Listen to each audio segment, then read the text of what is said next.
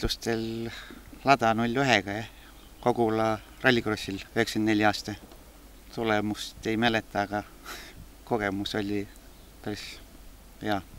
Edasi läks sõit ralli peale üle vennaga. 95 aasta Saaremaa ralli meil esimene start Toyota Corollaga. Vennaga sõitsin veel 3 aastat Nissaniga rallit ja siis hakkasin ise rooli taga rallit sõitma.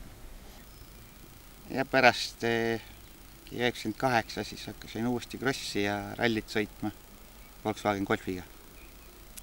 Ja keerulisemaks tegi veel see, et ma sõitsin ühe autoga mõlemat asja. Sõitsin ralliautoga krossiga. Ju siis selleks, et rohkem sõita saaks ja harjutada.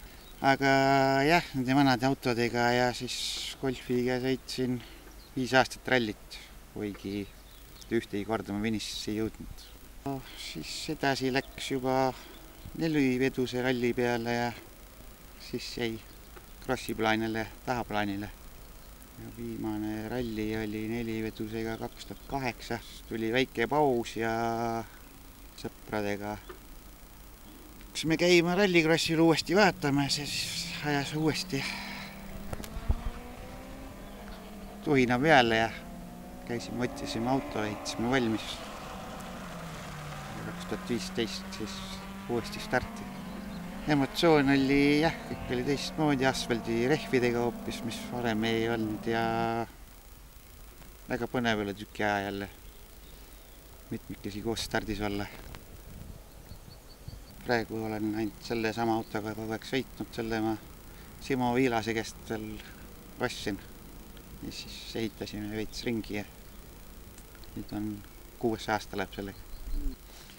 Mootorit see aasta nüüd lasime teha veits võimsamaks, et sai seal siiamaani ma sõitsin kogu aeg originaal 1.8 oli, mis tal vahel oli ja nüüd lasime 2-liitriseks teha. Tuli natuke jõudu ja väänet juurde ja tundub, et sai parem ja eelmise aasta lõpus saime õige käigukastiga. Muidu oli see ka tänavasõidu oma.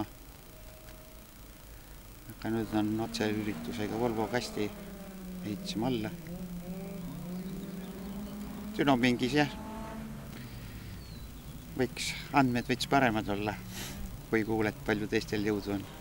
Nüüd rattast mõõtsime, oli 123 kilovatti ja 200 väänet, peab juurde mõtlema kuidagi.